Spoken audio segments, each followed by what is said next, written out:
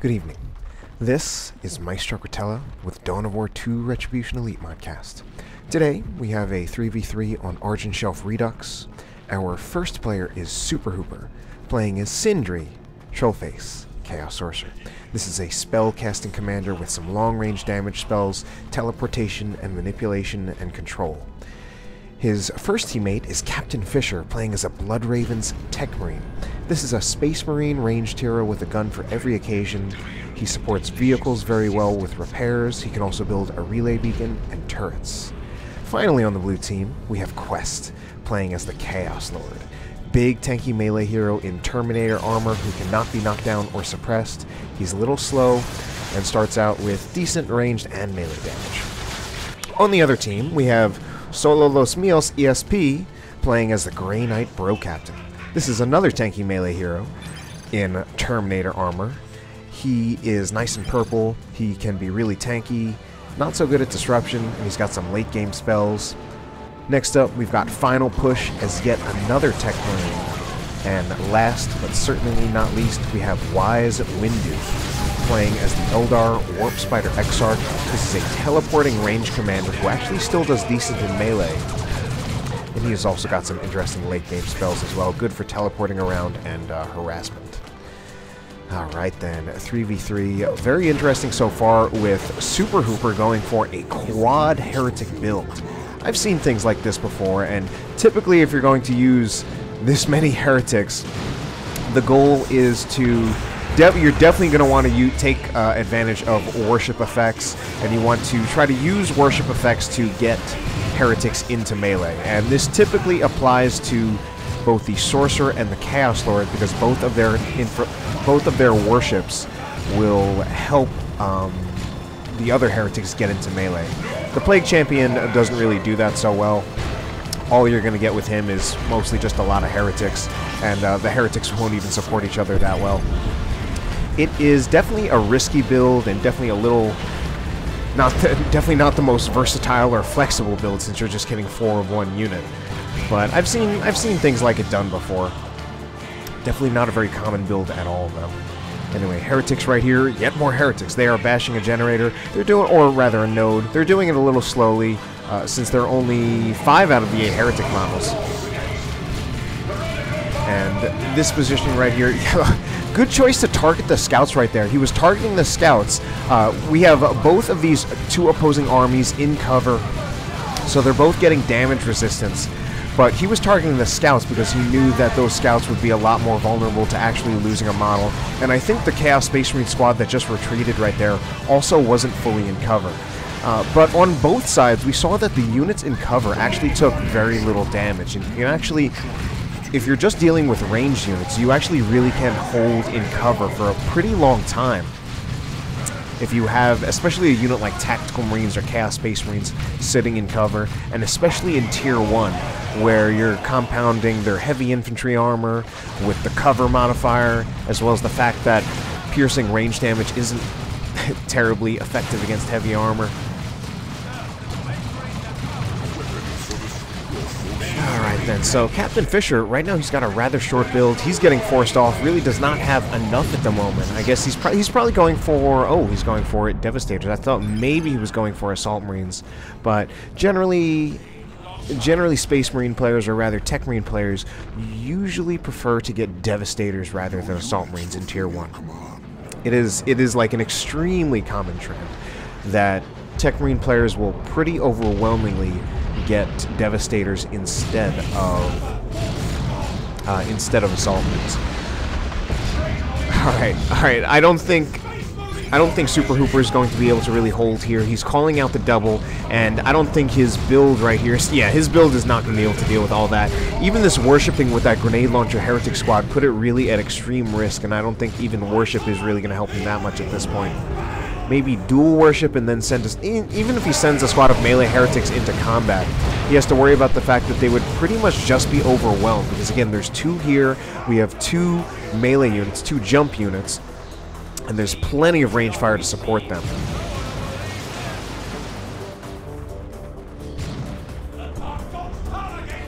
And it looks like they chose to double this lane because this must be a Super Hooper pretty much had a hold on this VP for a little while. Now we actually have a Techmarine turret placed by Cpt.Fisher. This is an interesting Techmarine turret. It probably will allow them to hold onto that VP for quite a while, and that's actually, I actually feel like that's a pretty smart location for a Techmarine turret. It's a very forward location. And I actually think he shouldn't push too hard so that he can make sure that he can hold that turret. But it looks like he's going to go here, try to get a generator bash. Assault Marines are jumping in, a risky business because they also just took a grenade, but they might be able to take out they took out the Techmarine in the process, so that worked out pretty well for them. The attacks right here, however, are currently, wow, I was gonna say they're in the bunker and that's really good for them, but here comes some grenade launcher stormtroopers. Well, I did see some kind of grenade go in there, but I didn't actually see the upgrade on the Stormtrooper, so I'm not sure where that grenade came from. One TAC model did go down. I mean, the bunkers provide such a huge range damage resistance, but I think his TACs were already just at very, very low health. Techmarine for the other player goes down, so both Techmarine players lost their heroes. Ouch! We had some tactical Marines as well as some scouts retreating. A lot of things having to retreat through Heretics. Heretics need to Doom Blast. The choice target is the Strike Squad. Good. He did do exactly what he should have done here. That was Qwest, so good play by Qwest. Managed to take out a Strike Squad of all things.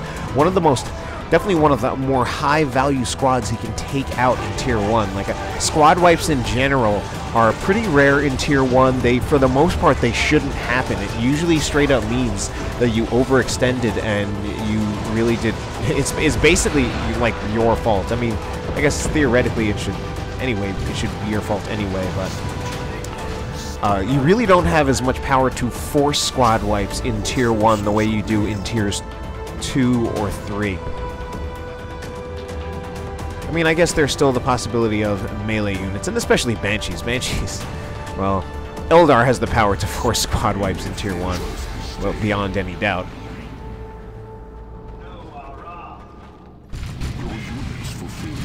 In fact, squad wipes are a little more viable in Tier 1 than I'm actually giving it credit for.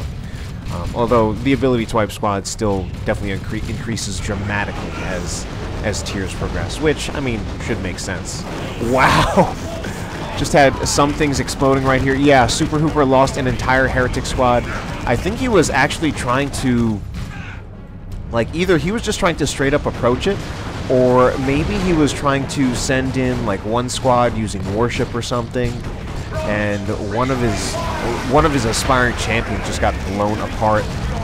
I actually don't think it's a good idea for him to actually be trying to contest this turret at the moment. Like, turrets are just, they are really extremely powerful. I think that and the relay beacon actually make the Techmarine the strongest team's hero in the game. And what I personally think is that the Techmarine, or rather the turret, really can't be adequately countered in Tier 1. To actually, like, deal with it in Tier 1, I feel like you need a double, or... actually, pretty much I feel like you need a double. You need to double that player. That's my personal opinion. It's really not until Tier 2 when really effective counters for turrets come out. Now, the Sorcerer does actually have some special tricks up his sleeve. Like, if he got the Sigil of the Rift and he bought a squad of Noise Marines, he could teleport a bunch of units, including some Noise Marines, behind the turret, and as long as he was able to force off whatever the turret's support was, he would be able to take it out. And that's a special Sorcerer trick. It works best with the Sorcerer, well, it works only with the Sorcerer. But even with the Sorcerer, it's actually still a trick that is very defensible by the Techmarine if he also builds a relay beacon behind the turret, and then has something supporting the turret by the relay beacon. So this Plasma Cannon Devastator, ooh, wow. Wow, that was beautiful, actually. So this Plasma Cannon Devastator managed to shoot at that Techmarine turret outside of the range of the firing arc. He actually shot beyond the range of the firing arc. And the reason he was able to do that was that he was on higher ground. I'm pretty sure that's what actually happened. And there are a lot of times where when you play this game and you try to use a unit like a Plasma Cannon Devastator, if it's on high ground and you're trying to shoot at lower ground, it will actually shoot beyond what you actually told it to shoot at. Now this happens for whatever reason, and I think there it was actually used to advantage. Scout Squad should go down right there. Overall, this push by blue team is looking majorly risky. It's not going to go in their favor, period.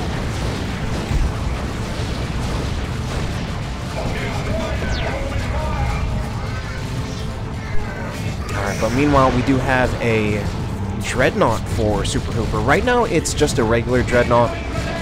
And there are things that people say about the regular autocannon Dreadnought, and it's... Some people say, like, it's really not that good, and some people... Well, for the most part, there are actually people who say it's not good enough. And I think there are some other people who say that it's just fine. My personal opinion is actually that it's just fine in some senses, mainly as more like of a stopgap. I don't know if I'm actually using that term correctly, but basically what I mean is that you don't want the Chaos Dreadnought permanently unupgraded. You do eventually want some kind of upgrade, and the autocannon form is definitely not going to scale. You do eventually want to upgrade a Chaos Dreadnought. But when you first get a Chaos Dreadnought, spending the resources on an upgrade isn't necessarily as much of a priority as getting out another squad or getting other upgrades on other units. So that Chaos Dreadnought with the autocannon, it's fine until you upgrade. It's adequate. The base DPS is low, but it tends to do fine because it's explosive damage with splash damage. Ooh, we have a melee Warp Spreader Exarch, does have the Power Blades. That's actually a really good choice for what he's doing right now. Could manage to bleed some Chaos Space Marine models. He actually teleports... Yeah, he teleports back to continue to tie up other Chaos Space Marines. I think if he had pursued this squad over here, he might have been able to get a model.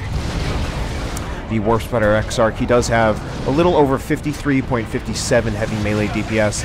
It's pretty solid considering he's a teleporting ranged hero. For a teleporting ranged hero, it's very, very good. It's obviously not quite on par with the raw damage and base DPS of the melee weapons that tanky melee heroes have, but that's because they're tanky melee heroes who typically can't teleport, or can't teleport as much as the Warp Spreader Exarch. But ranged Chaos Dreadnought, I mean, it's even good for things like bashing generators. You get light AV, decent anti-infantry. It's actually very versatile in this form, just not... It's very much a jack of all trades in its autocannon form, and a master of none.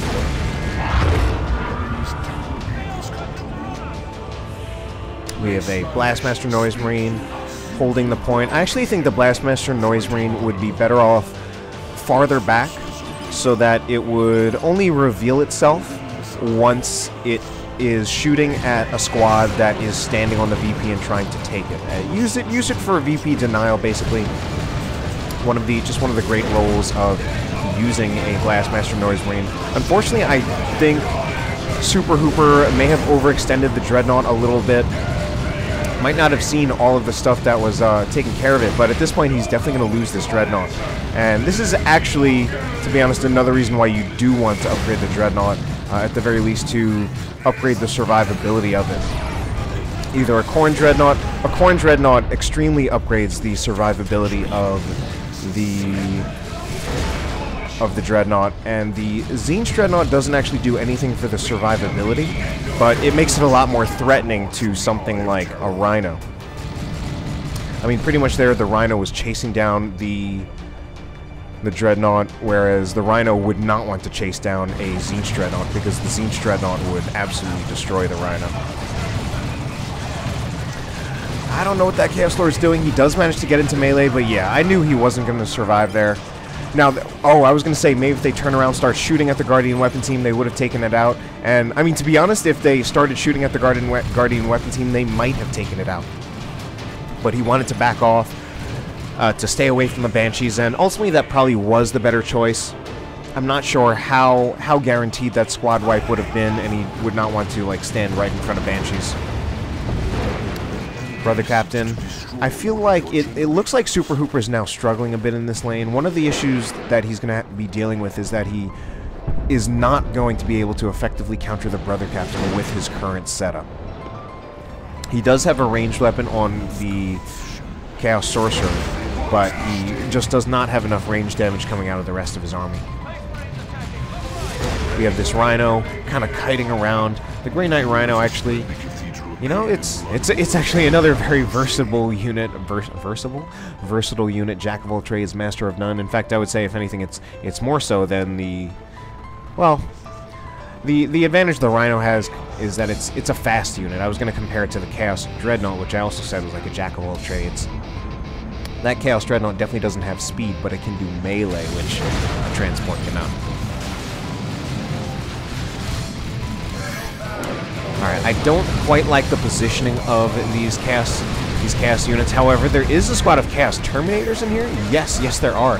He actually does retreat all of his stuff. I think part of Qwest's issue right now is that he's not really having much anti-melee support, or he's not keeping his anti-melee support with the rest of his squads. He's got a big bad range buff, but he's not really supporting it with things like Heretics. All he needs is a squad of Heretics to basically act as a screen for whenever the Banshees approach, and then Qwest would be a lot more threatening to Wise Windu. As it is, he's getting many of his squads chased off whenever the Banshees start approaching. We have, is that a Venerable Dreadnought? Yes, it is. Venerable Dreadnought comes down.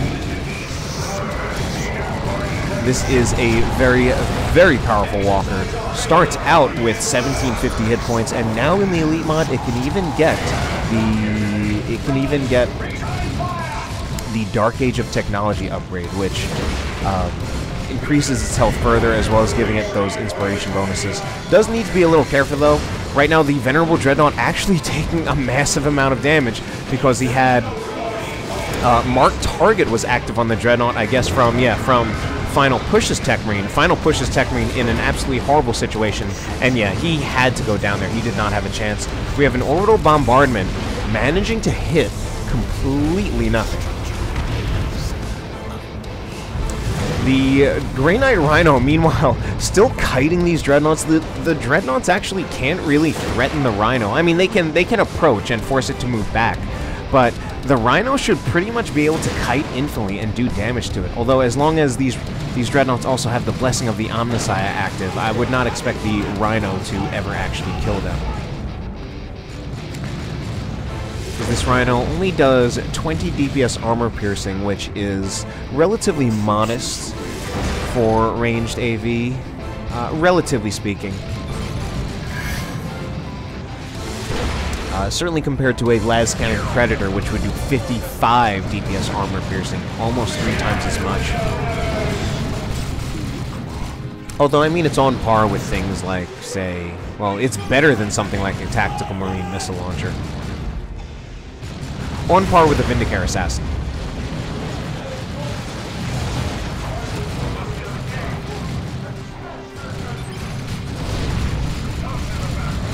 Alright, this is Qwest again. His Heretics are in the back, although he doesn't really have melee units to worry about. However, he's still having a little bit of trouble. He's still his unit formations could still be just a little bit better, because he was like, his Chaos Space Marines seemed to be taking most of the fire, and as it is, they were getting low on health. One of them even had to retreat after it lost a model. He would really prefer to have the Plague Marines and the Terminators draw fire, since they can take so much more damage than the Chaos Space Marines. Whereas the Chaos Space Marines, let me actually take a look at his Chaos Space Marines. Oh, I was going to say they're the damage dealers, but they've only got the Eternal War upgrade, no Mark of Tzeentch, so actually they are not really amazing damage dealers. It's mainly going to be the Chaos Terminators that are the damage dealers at the moment.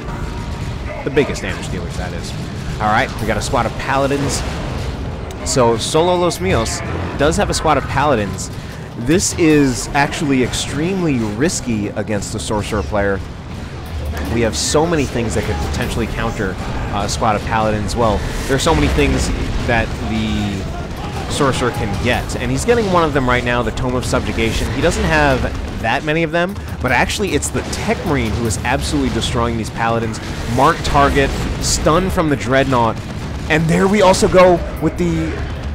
Oh, they seem to miss a little bit. Oh, but there is... Wow, this is actually hurting Solo Los Mios a lot. First of all, he's getting doubled. And secondly, now, the only mistake there by Super Hooper was not using the teleport on the Paladins. If he had used the teleport on the Paladins, those Paladins probably would have been dead. Teleport them so that they couldn't teleport out. Anyway, one Dreadnought actually down for... Whose Dreadnoughts are these? These belong to Cpt.Fisher. Cpt.Fisher has lost quite a few units, while Final Push is, instead of spamming Dreadnoughts, he's choosing to go with a Predator. And his Predator is in a little bit of trouble, but actually it's the Raptors that are going after it. This Raptor, oh, I was going to say it needs to retreat like now.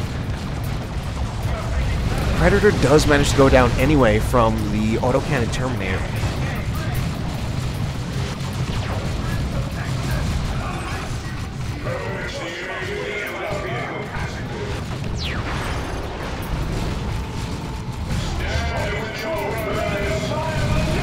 Oh, Mark Target again. Mark Target is such a powerful ability. Another squad's going to go down from Mark Target. Solo Los Mios just lost like a bunch of squads. This particular squad is also in a bit of trouble. Although the Banshees instead, oh, they're going for the Terminators. That is so bad for Qwest. And this is yet another reason why he should have his Heretics around more with the rest of his ranged units. Alright, I mean, here eventually he actually was able to teleport out his Terminators. I don't know what he's doing with his Heretics. I think he's having them off, like, capping, like they're his capping unit. But, like, I actually feel like his Heretics would be better off served with the rest of his army. And if he, at this point, considering the loadout on his Chaos Lord, he would be better off using his Chaos Lord as a capping unit than his Heretics. I feel like he's just kind of slightly lacking compositionally by not having his Heretics with the rest of his army. To be fair, I mean, Chaos, I do feel that Chaos sometimes struggles with those kind of those compositional choices. It often feels like breaking off any one unit, and you're missing something compositionally, unless you've, like, overinvested in units, like getting 3 Heretics. But, as opposed to Space Marines, where you often build scouts, like, with the intention of breaking them off for your main force and not suffering compositionally.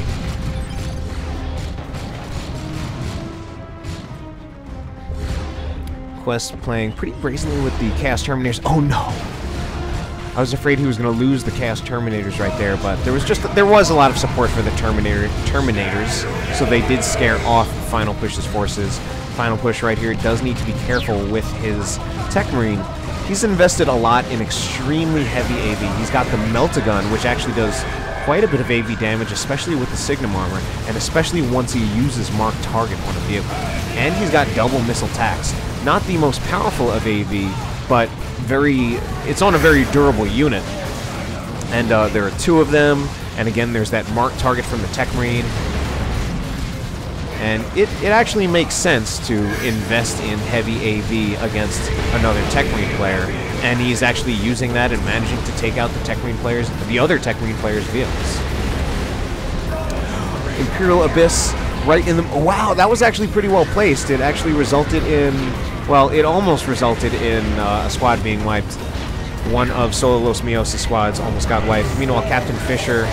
Yeah, oh, his Dreadnought just went down right there. It was a Venerable, so it didn't go down immediately. Super Hooper also putting a Predator out on the field. Right now, no upgrades. And a VP is now actually... The VP advantage now goes to the blue team.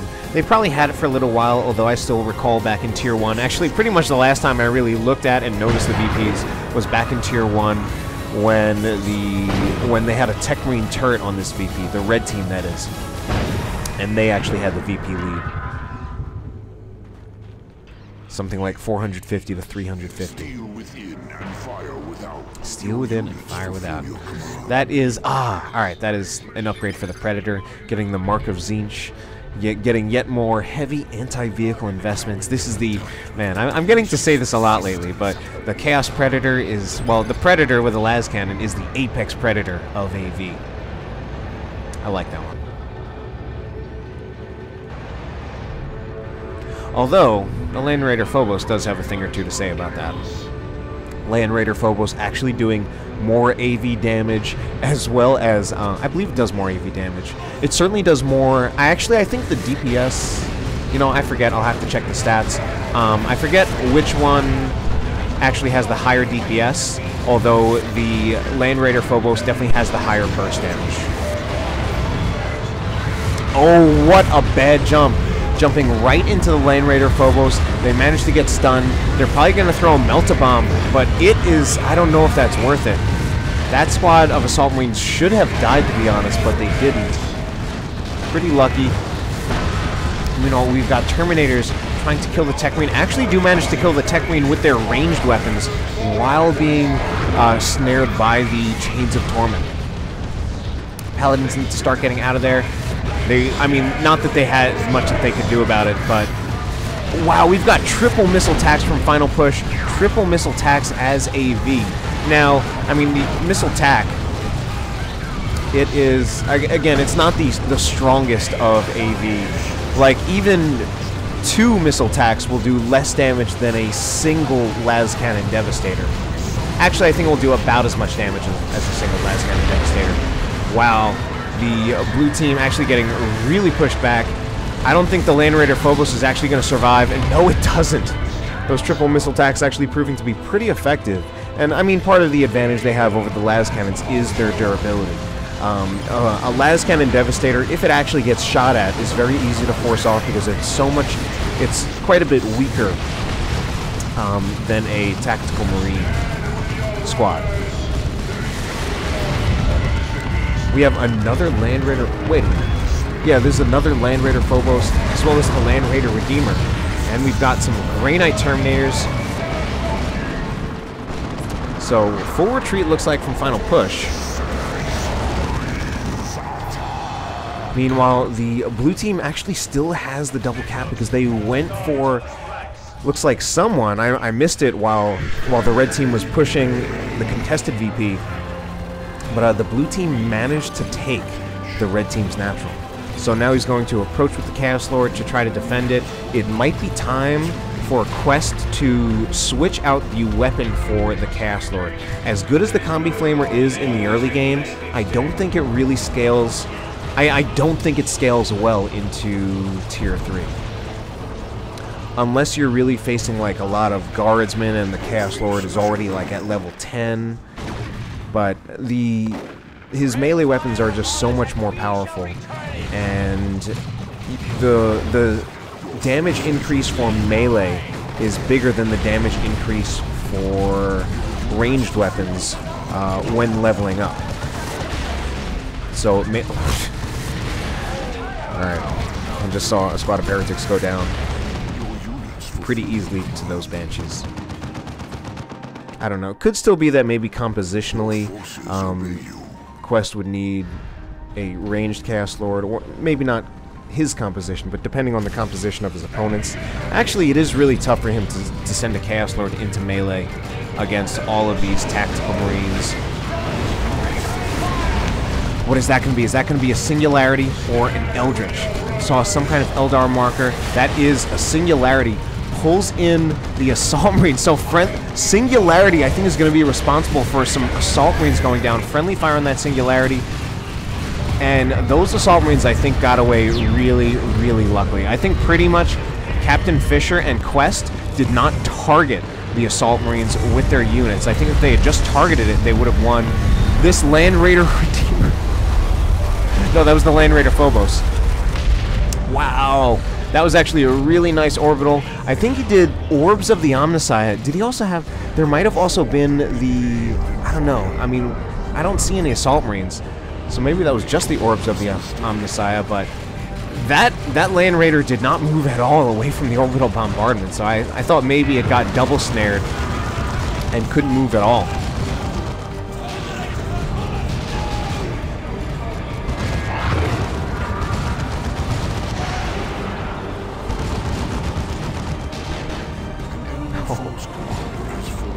Unless the Orbs of the Omnissiah immobilize rather than just snare.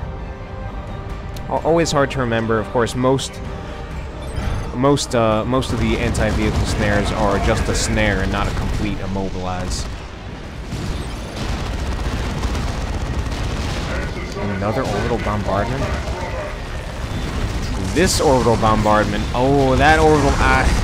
Yeah, I don't know about that. And now these Terminators are dead as well. Man, Solo Los Mios totally falling apart. But the positioning, wow, totally caught out of position. Captain Fisher totally caught out of position. Lucky that his teammate had the red to teleport it out for him. Let's hope that he doesn't squander it.